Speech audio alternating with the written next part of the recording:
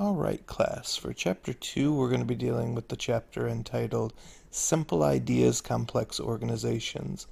This chapter does a lot for us because it gives us the opportunity to discuss ambiguity and how we can deal with both ambiguity within the organization and how that ambiguity creates an opportunity space to succeed and thrive. We'll deal with some common fallacies of organizational diagnosis. We'll deal with the peculiarities of organizations, and we'll deal with coping with ambiguity and complexity in order to better understand how organizations can be made to work for us and how we can be able to thrive within them. So whenever we're talking about organizations, there's four big ways that we can start to think about them.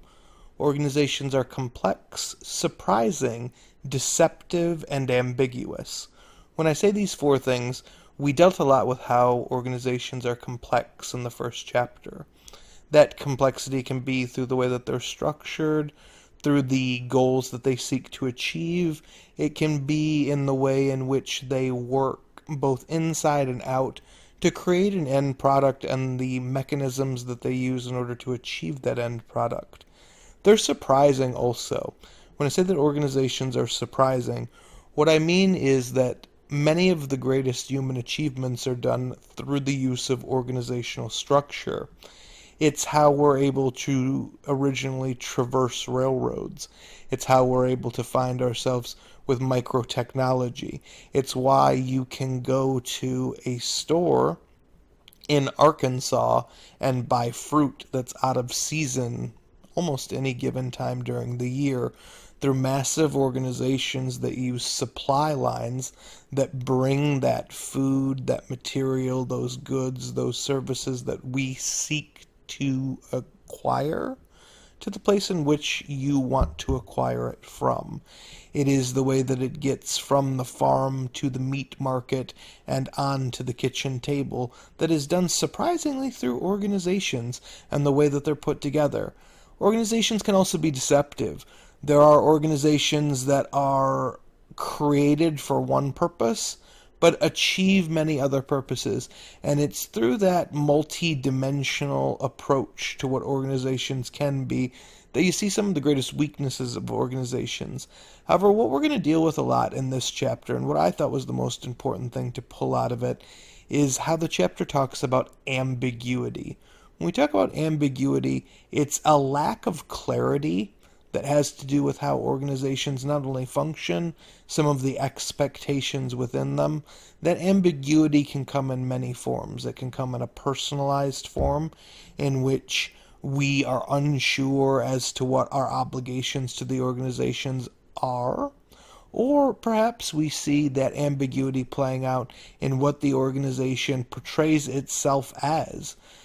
If you've ever watched a commercial, and during that commercial an organization presents itself as one thing, and you think, that is not at all what that particular good, service, or product is, that's the kind of ambiguity we're going to be looking at in terms of organizations for this chapter. So, what are sources of ambiguity? Sometimes an organization sets forth to try to solve a problem, and they're not sure of what that particular problem is. You can think about examples of an organization not knowing what the problem is when, for example, a student organization on campus knows that there's a problem with a particular administrator, but they're unsure as to how to go about fixing that problem. Are they asking for that person to be removed? Are they asking for that person to have their abilities restricted in some way? Not understanding the problem is a source of ambiguity that can stall an organization. There's also something to be said about not sure what exactly is going on. Sometimes organizations are very good at understanding there's something that's going wrong and we need to be able to solve that problem, but how we go about solving that problem is relatively unclear. Take, for example, a common retail store. Let's say we're talking about Dillard's. You work at Dillard's department store, and Dillard's department store is struggling to sell women's shoes. And one of the problems that the organization is facing is they want to increase the sale of women's shoes in order to generate revenue. However, how and why are two questions that you have to ask yourself. How is it that we are not selling enough women's shoes, and why is it that people aren't buying them? It might be a structural issue. It might be the location of the women's shoe department. It might be the selection of shoes that are available. But what's going on is the key to how an organization can potentially solve a problem. And you'll note that all of those options are potential opportunity spaces in order to improve. You might be able to move the women's shoe section of the store to a different place and through that rearrangement solve your problem. You might be able to get different kinds of shoes and put them on the shelves and be able to solve your problem that way. Each piece of this ambiguous puzzle gives you an opportunity space through which to try to strive. You can also understand that sometimes you don't have the resources that you need in order to be able to succeed. One source of ambiguity is, if only we had enough money, we could go national. If only we had enough human capital, man and woman power combined together, then we could get this movement that we have off the ground. Sometimes you just don't have the resources that you need in order to make a brilliant idea happen.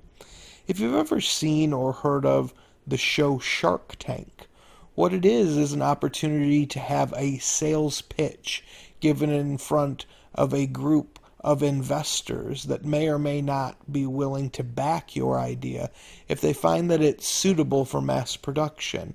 Well, that's where an organization can really try to overcome its lack of resources and to rectify, to reconcile, to find a solution to the ambiguity to which it's facing. You also might see that they're not sure about what they want to not only have done, but not sure how to succeed or fail.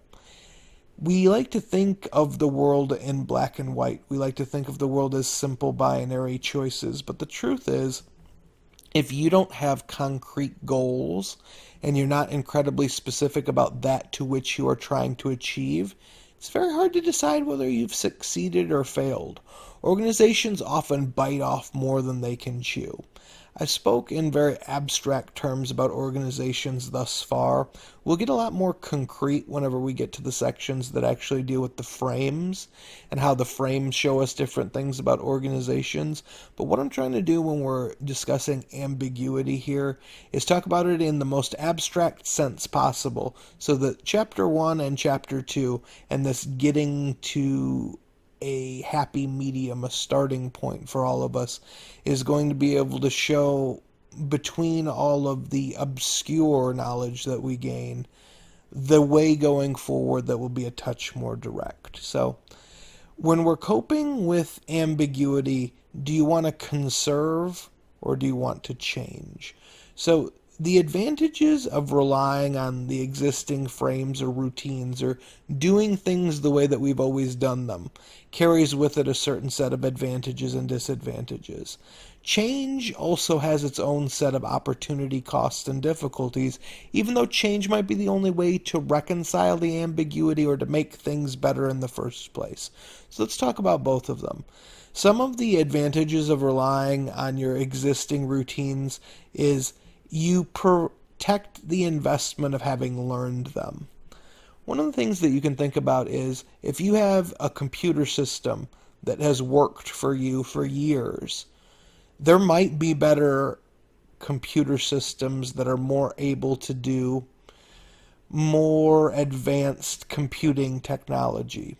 They might be able to send messages clearer, faster, better. They might make things that now require lines of text or bars of typing to be clickable, and that management would be a lot easier. However, you should also recognize that doing so comes at a cost. We'll get to that in the change section. But sticking with why it's valuable to stay the same way, you know that it's successful in achieving the end to which you want it to achieve. You might not need the new computing technology. There might be a lot of bells and whistles and frill to it. But you don't need those things. You just need something simplistic. When you think about a calculator, you can buy a TI-83 or upward, And you can have it do intense graphics calculations. And if you're in a class that requires that, or you find yourself at an engineering table, you're probably going to need something that computes and calculates at that particular level. However, if you're sitting at your desk and you just want to be able to crunch some quick numbers in order to make sure that you are not only calculating your budget for the month to month accurately, but that you've got these checks added up correctly, you're just going to need a basic machine that can add, subtract, multiply, and divide.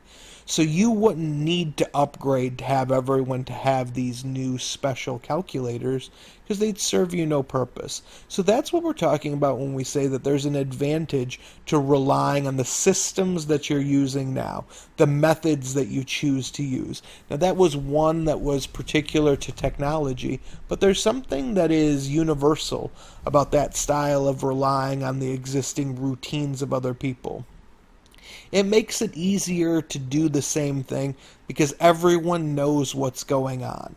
If you exist in an organization that has a routine and everything for, let's say, 20, 30, 40 years, that sorority or fraternity we discussed earlier, has gone on in the same way for that amount of time, disrupting that has an opportunity cost that takes away that to which you have gained from the familiarity of doing it the same way for all of this time.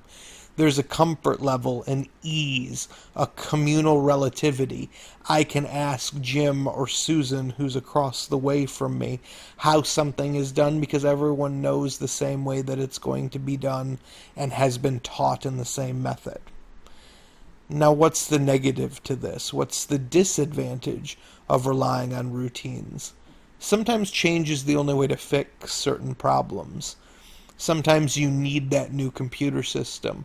Sometimes you need to make the upgrade from Windows XP to Windows 10, not because you necessarily need all the Windows 10 features, but because it offers the increase in security capability that's available to you. Sometimes you don't need to have a new human resources or human capacity file. You need to have someone better in charge than the person that you currently have doing it. It's necessary to remember that change requires energy and effort, and it can, in some cases, be the greatest source of failure an organization has. Change for change's sake is not useful. Change becomes acceptable, useful, meaningful when that change is to an end goal, is to a purpose, when it's achieving ends that you're hoping to achieve. So whenever we talk about coping with ambiguity, and we're talking about conserving an old manner, a ritual, a way of doing things, or changing, the number one thing that you want to understand is that the best way to deal with, to cope with ambiguity, is to make sure that whatever method that you choose, either staying with the status quo or changing, needs to be evaluated through the lens of how best to fulfill the goals that you're looking to fulfill and take that pathway. So, there's common fallacies that many organizations face. When you're trying to diagnose why an organization is failing, there's three main things that we tend to do. We blame the people who are in the organization. We blame the bureaucracy of that particular organization, or we demonize the organization itself. These are typical traps that people fall into. When I talk about common fallacies, what we're talking about within this chapter is the idea that these are common flaws in logic that people do in order to blame something that might not be the source of the problem, but that seems convenient to blame because of the nature of the way that organizations function. You blame people. It's not the fault of the organization itself, it's just that they had bad management or they had bad people carrying it out. If you ask management what the problem is, they tell you that I had a brilliant idea, but the people who were trying to do what I told them were just incapable and bad at their job. If you ask the people at the ground level what's going wrong, they might tell you, well, it's our management because they have no idea how to lead us and no one is clear on what to do. The truth is, whenever you're falling into the fallacy of blaming people for an organizational problem, is that it might not have anything to do with the people. It might truly be the bureaucracy that we're talking about. It might be the goal orientation, the structure, the thought process that went into the organizational chart. We're going to see through frame analysis different ways to diagnose organizations that exclude these types of fallacies, that guide you in different directions, that keep you from falling into these traps. But what's another thing that you can blame? You might blame the bureaucracy, the red tape, the lack of clear goals. A political arena is a typical place in which we blame the bureaucracy. Why is it awful to go to the DMV? Hopefully, as you reflect on that point, you think about the amount of time that it takes. You think about the litigiousness of the forms you need to have filled out. You think about the difficulties that come along with it. If you've done a small thing wrong, perhaps you're going to need to go back, get more proof as to where you live. You're going to need to fill out different forms. It's a pain in the neck. And we don't blame the people. We always say, well, it's not their fault necessarily. We instead blame the bureaucracy, the way that things go forward. But here's the interesting catch-22. People make bureaucracy.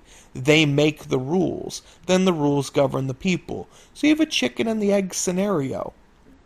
And then the third only complicates matters further by imagining that organizations are jungles filled with predators and awful, and that there is the demon organization. There's a certain mindset that comes forward from the idea that corporations are bloodthirsty and that they're out for corporate gain only, and that the bottom line is all that matters, and they'll lie, cheat, and steal and damage the environment. That's not always true. And here's the difficulty that we have to have about that. Organizations are comprised of people who are following rules that people have decided within that organization to take part in. Why I've told you this triumvirate of fallacies to deal with organizational diagnosis. What I'm getting at is these things are all intertwined. They all have their own place. There's enough blame to go around when organizations are failing.